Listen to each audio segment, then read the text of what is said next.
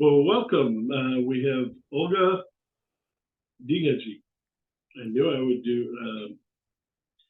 I think I did okay. Okay, Dikajee with me, and she's from Quicksilver Night, and she's the lead singer. And they have a. She has a new EP out. It's called Pticka, and it's a fantastic CD. You really should get out there and give it a try. And I do have to say, this is the first meeting of the Nobleshire for Progressive Discussion. Thank you, Ed Unitsky, for the wonderful poster that you can see, or actually the picture, and I made it into a poster. But we're going to sort of have a name, a title to these interviews, and that's it. It's a chance for progressive musicians to get together and talk about their album. But actually, we're part of ProgressiveRockCentral.com. So again, welcome, Olga, to ProgressiveRockCentral.com. Thank you for taking the time out of your busy schedule to discuss your latest album, Pticka. And you want to say hi and Yeah, sure. what? Hi. Thank you for Yeah, such a lovely introduction and thanks for having me. I'm happy to be here. very well. Oh, okay. And Quicksilver Night is also made up of Warren and Warren Russell. He's kind of the The mastermind. mastermind. There you go. Thank you. And he's couldn't be here today. And so go ahead and talk about how you met him and how you guys got started on this project. It's a great project. Well, yeah. First of all, yeah, I think that Quicksilver Night is more like Warren himself, even though he has so many amazing musicians being involved in his music, in his project. Like he is the guy. And how we met. I think when I was releasing and promoting my first album, Forget Me Not, I got invited into a show called Friday Night Progressive. And I was told that this is a nice show. They're going to play your song, and they also have a live chat. And I went there and I was so surprised. I think it was the first time when I really like appeared in some like chat or a community of people who listen to progressive music. Well, Friday Night Progressive is not only about just, they don't only listen to Pink Floyd and King Crimson or whatever. Like they listen like some like the diversity of the music there is like amazing. And I was also like surprised by, I don't know, like hospitality and this like everyone was so welcome, like, oh yeah, hello. And they have this very cool thing that whenever somebody's joining their like group or community on Facebook, they like say hi to our new members. And it's like it feels very like personalized, and it's Right. like Yeah. really really lovely thing. Oh, I'm going to put that thing on because I feel like I'm making noises. So Yeah. so on this chat, there are like a lot of very very cool musicians who come as because when their music is played, they came to chat, and I think that's how we met Russell. And his music was also played on this night when my song was played, and people there started saying like, "Oh, you should make a feature." And then like sometime later, he wrote me like, "Would you like to make a song together?" And it's like sure thing because I love his music, and it seems very like it would be a very long story, but I love what Chip does. I mean Russell, and that's how it happened. Yeah, the internet, the power of internet, and power of music, of course. All right. So And yeah, after sorry, and no, after no, that go, song, go. I only like started working on this song, like listening to it, thinking of what I can do there, and then he said like, I have another song. Would you mind? And I'm like, yeah, send it to me. So, and then it turn into the EP that we're talking about today. One kind of build on another, and he Yeah. liked what you were doing so well that he said, "Let's stick with her." Yeah, and you have a beautiful voice. You really do. Thank you. All right, Pticka, tell us a little bit about the um, meaning of that and how that helped sort of create a concept for this EP. The interesting thing is that Pticka was the word that Russell came up with. It wasn't my idea, which is funny. And then it was like, it was interesting to kind of, I have that word, that concept. And then I started, like doing research and doing my, like what I would like what this like little bird would symbolize for me. And then of course, uh, let me think. There are so many subjects that I'm kind of building the story inside of the EP in, but like two of them is like uh, death and looking for peace, whenever it means like within yourself or in the world. But when we think about a little bird, of course, it's one of the most obvious meanings of little bird is peace. Yes, it is. Yeah. And do you want to go into a little bit of your background and how that the Oh importance of yeah. peace? It's up to you. Up to you. Yeah. Well. mm So, me personally, I've been doing music my whole life. I think I remember myself as a kid doing silly songs about whatever I was surrounded by, like my mom's garden or my animals or the lakes or the trees, whatever kids are. Yeah. The song like my grandfather had a horse. I did a song about his horse, and um, so yeah. And then when I was maybe like 18 or something, I started not started. I got invited into the band with with a Ukrainian guy, and so we played together for many years. And we were pretty much a live band. We never really did any records that we would be happy about.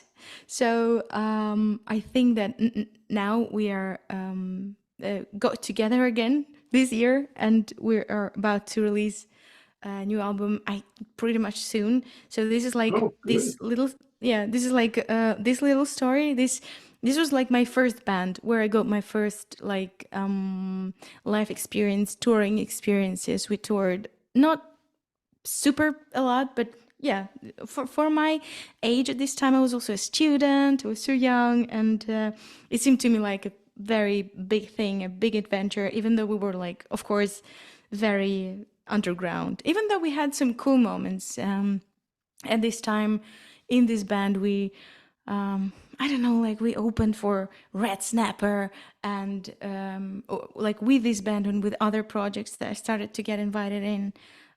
Also, we played for opening for Jan Tiersen. I don't know if you know this French composer who wrote soundtrack Say for the name Amélie. again. I'm sorry. Jan Tiersen. I don't know Jan Tiersen. Not sure I know, but Oh, he wrote music for the movie Amélie. oh wow, wow, okay. Yeah. So No, go ahead. so at Tell this us. time, Yeah, like go ahead. there were some, very special moments talking about like formal success.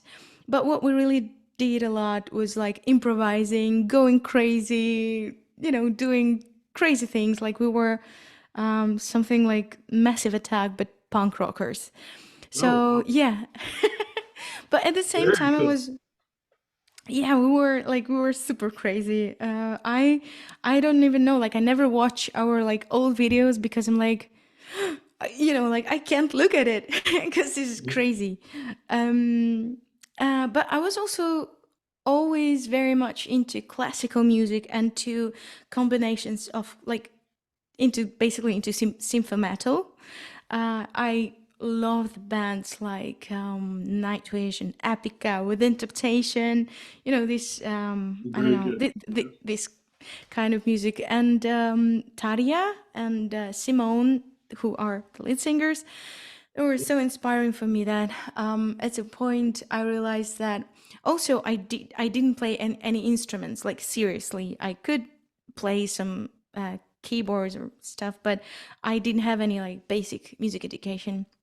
So then at some point we stopped the band, and I went to the like music school, Rimsky-Korsakov music school, Oh, where I wow. studied classical vocals for 5 years. And also of course I had like piano theory, all these kinds of that. When you go to any like university or any kind of Yeah. this school, you have a lot of subjects there. So yeah, I became more educated musician, and I think that of course gave me much more freedom as a composer to be able to communicate with musicians, to had not hire, I don't like that word, hire musicians, but Yeah. Yeah. to get together with musicians, and to Yeah. especially talking about, I use a lot of like live strings and other like or orchestra instrumental Yeah. instruments. So of course, being able to like play piano and sing and to write down the notes really changed my life and my songwriting, I think, dramatically. Because back in the day, I used to write songs more based on riffs, even though I was enjoying a lot of like changing measurements, experimenting with measurements, but it was never much with. Most of the things were intuitive, and even though I'm still very intuitive musician, but I have much more freedom of how I like. If the melody in my head is going somewhere, I can easily, you know, play what I think. And uh, this is something that I encourage. That's what I said before we started recording. That I'm also a vocal coach, and this is something that I'm encouraging my students to do sometimes. To like, you should know a couple of chords. You should know the basic theory to be able to accompany yourself on like guitar, a little bit of keys. Doesn't matter. The easiest music theory is always so good for, even if you even if you don't plan to become a great pianist or something. It's so good to be able to be independent musician, because from the moment when I became this kind of like independent performer, when I gained so many more tour opportunities. Because back in the day when I got invited to tour, to open for a bigger band, to go to Europe to tour, or like to go for something cool, and if my band couldn't do it, like everyone has like families, job, other bands where they play, and it was a no. And now I'm like, yeah, I can go solo. And I started playing my solo gigs. I think maybe 3 years ago. It's just crazy because it was my first European, like first real European tour 3 years ago, right before the pandemic. We came back. Like this tour ended on, I think, on the 20th of February, and like a couple days after, like all the Europe and everything, like everything shut down for Yeah. the pandemics. And yeah, that was another page of the story of me as a musician, of course, because Well, then yeah, yeah. I just want to say it's interesting and wonderful to hear the other side of that story, because I've heard some independent musicians say it's so difficult, it's hard to build a market, it's hard to make money and make enough money to really support yourself. But you came at it from a different perspective. I am happy to hear that. That you have the freedom and flexibility to do what you want as well and choose who you want to work with versus maybe working for a label and they tell you, well, these are your label mates, you're going to do this or something like that. So having that flexibility is nice. And it's good to hear that. Uh, Yeah, well, I'm trying to be very optimistic, but to be honest, like I work very hard. Yeah, I wake up and start answering like letters or something, and then I have students, and then I have like other things, for example, like recording pianos for other musicians, or I have like so many projects that I'm switching in between, that's and good too. I'm not complaining. I'm Yeah, happy with yeah. my life, No, even I though I don't think have you are. yeah, I have bad days, but and when I don't want to do anything and I just scroll and I don't know, hang out in my room with my cat doing nothing and being completely lazy. Well, you deserve that. Yeah, I mean that's part of life. And when I say like, mm, mm, no, I don't want to say that. Like, the thing is, at some point, you just have to answer yourself as a musician. Like, what do you want to do? Yeah, And like the power of small steps, probably. Yeah, you just do something every day to yeah, to be there where you are. And like going on tour, playing concerts doesn't always have to be like you will not play in stadiums. I'm not that kind of musician. So yeah. my first concerts, they're pretty chamber. But I'm happy, like if sometimes it's 50 people in the room, and it's amazing. 50 people in the room, they can like create magic.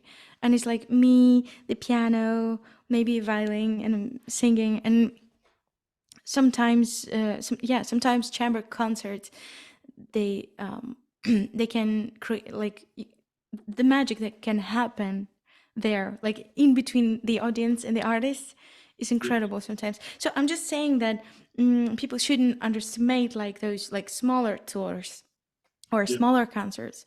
And by the way, it's a very good like practice or preparation for a bigger thing. Like imagine if you're a beginner I don't know, like a performer, or maybe you're very good in the studio, but then you get on stage and you're terrified and you had no idea that it's going to be like that. I know musicians who are like who used to be working in the studio, who have a couple of albums, but they never performed live, and they just like the stress of live performance, of being in public performing, but in public is sometimes huge. So it it could be good to also try yourself before a smaller audience.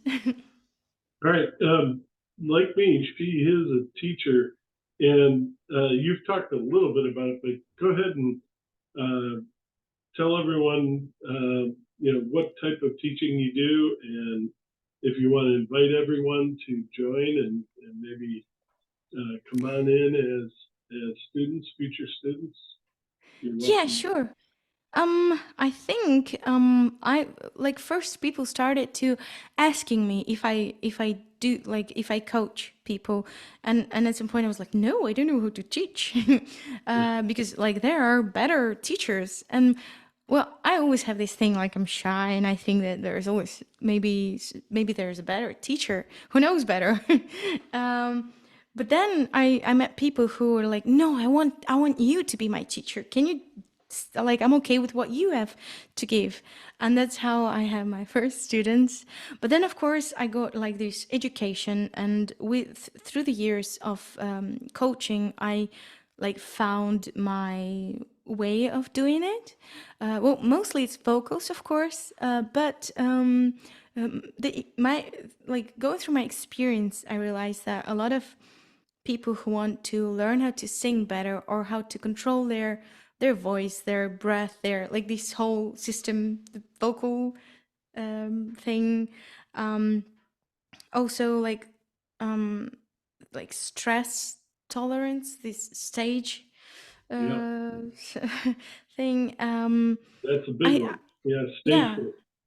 yeah, it's also like, being able to overcome like this tremor in all your body, like when you feel that you don't have control over anything and you're just shaking, but then you're just taking it together. And the good thing about performing on stage and overcome your like stage fear is that I think this is the moment when you really connect your mind, your body, and your soul, because you have to remember, you have to, if you play and sing together, it's like also a lot of work, like Yeah. physical and with your like, I don't know, like, oh, your being is involved. So I think it's Yeah. very good for, How many yeah. people, famous, probably wonderful songwriters, never actually make it to the stage because of stage fear or stage fright, and we never get to hear them. Or they give their songs to someone else.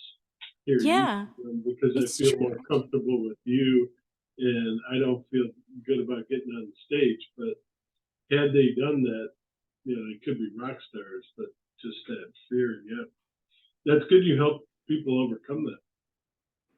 Yeah, so usually when people think that they just want to get some vocal exercises, after a while you realize that like everyone have their own path. Some people just come because they hate their voice, for example, and they just need to learn to hear themselves, to create something beautiful with their voice, to stop hating it, start loving it. So sometimes I feel like I'm a bit of a therapist.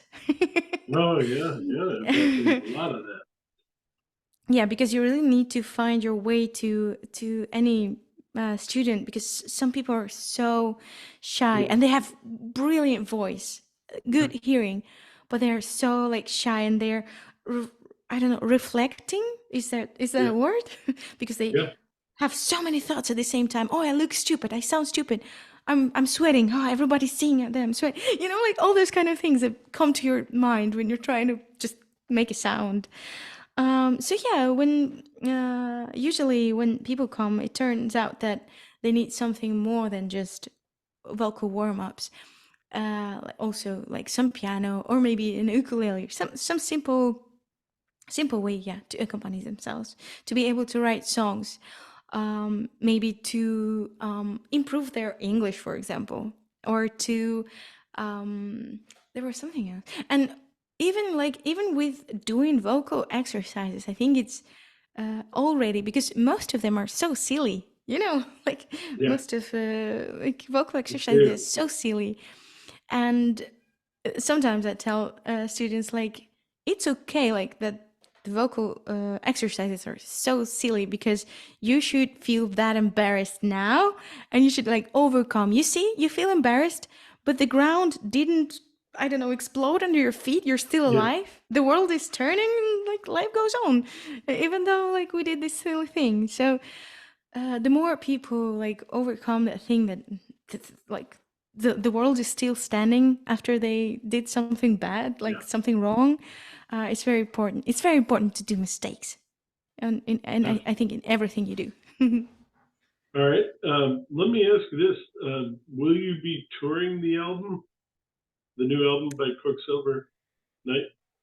I'm not sure, because I don't know if Warren told you that I'm moving to UK, and he lives in the USA. So it perhaps it's difficult, because it's also like such a complicated process, very expensive, and I'm not sure how. Also, all like everyone else is from different continents, even if I'm not mistaken. So maybe once we talked about it with Cheap, because I perform and I tour sometimes, that maybe I could include some of our songs into like Dikajee's playlist sometime when I'm on tour. What So area? What area of the UK are you moving to? the thing is, I don't know, like under the bridge. I mean, I'm kidding, because it's going to be such a new life, and I'm like daring a very something like. No, I meant like north, south. Yeah, I have no idea. Yeah, I think it's going to be Scotland, somewhere not far London. from London. Yeah, because Okay. I have this struggle within me, because I really love Scotland, but at the same time I realize that um like I'm not sure that it would be good for me and like for my music career, to be far from where like more like opportunities for me as for a musician. Yeah, I'm not sure. I think I should really like go everywhere before I can decide. But first, I think first stop would be London, or maybe somewhere like it'll be to souther to London, maybe Plymouth, or all those um, places, because ocean is not very far there. yeah. If you So maybe it's going to be some small place there, so that I could get to London by train in in 1-2 hours, so I could you know mm, be involved in some things there. Yeah. And interact with some other musicians in that area. Yeah, And I yeah. can, yeah, I I really can want to. recommend many. We'll do it after the show, but I would appreciate that a lot, because I ask a lot of my friends about where should I go, and it should also be like so that I could still afford making music, making records. I don't want to spend all my time, all my income on bills, yeah, on the rent. Because like I heard a lot of things like "Don't go to London; it will, I don't know, squeeze the life of you." But I think, but at the same time, I heard different things. Like there are neighborhoods in London where you can live and it's okay. You can survive there. yeah. All right, let's talk about the album. Yeah. The first song, Monochrome Memories, Marco Iacobini, Italian guitarist. Did you get a chance to meet him or no? All right, but No. beautiful, wonderful guitar, I should say beautiful. And your voice comes on for the first time. Tell us a little bit about that song. This song was completely written, like composed by Warren. It is his song. I think it's like lyrical, and I mean like not a happy romance song, not a happy love song. So yeah, this song was completely written by Warren, and I just yeah, I just recorded the vocals the way he like asked me to before before going on studio. I first recorded every song in my home studio, with like trying different approaches, like more singing more aggressive or more soft, or doing this or that harmony. So then we came to a certain conclusion, because when I get invited to participate on someone else's project, I try to give the same like approach to someone else's music as when I invite other people, because like it is your song. Let's do what's like, let's create what you have in mind, and I'm Yeah. happy to be, I'm not trying to be, I don't know, to get the blanket on myself. You know what I mean? Like I'm No, always like the, that's what I was going to ask you. How do you perform somebody else's song, and you're going right there. So go ahead, yeah. keep going. It Yeah, because I have such a huge respect to Warren's music, like love and respect. So, I, the first thing I want to do is like, when I like a certain project or a song, I'm not this kind of musician who just want to be a front woman, like a singer or something. I'm okay with doing back vocals or play one note on keys or something, because I just want. I think about the song first, like that what makes you a cool musician, and that may be a good note, that's maybe that everyone will notice you anyway if you do this little cool thing. um so uh what was I saying? I forgot. Sorry. well, you're talking about how you can sing somebody else's song. How do you get motivated Yeah, and inspired? That's probably the better word to also, yeah, Warren is a sing great with the same lyricist. emotion that you would for something you created. Yeah, Yeah, and I asked him like about his lyrics, and he first, when he sent me the lyrics in the song, he uh, sent me very long letters with like descriptions and what's happening in the song. And actually, it's an interesting question, because I think that before I was a student in this classical school, I hated, like, I thought that covers or singing someone else's lyrics is like uncool. You should only write your own songs. Mm, But when you perform classical music like opera and stuff yeah, for 5 years, you learn to appreciate other people, like other musicians yeah, music, like composition and everything, and you're trying to in like to bring the best interpretation, and not to you're not trying to like help I don't know, Rachmaninoff to sound better, to yeah, improvise on him. I mean, when it comes to really classical music, not turn it into jazz or something. So I think after this school, I learned the joy of performing other people's music and to make covers, for example. I realized how um, they can fulfilling. help you to be a better musician, to Yeah, feel like other people thinking, and it's a very cool thing. definitely, definitely. All right. I'm not sure how long this is going to go, but let's talk about the title of the album and the song, and go into a little bit of the history and the background to the concept, because I think of the African version of the concept, which is really the story that Warren shared with me, is incredible. But go ahead. You mean about Pticka story? Yeah, Well, there are, like, I think several stories at the same time that are reflecting very good with this title.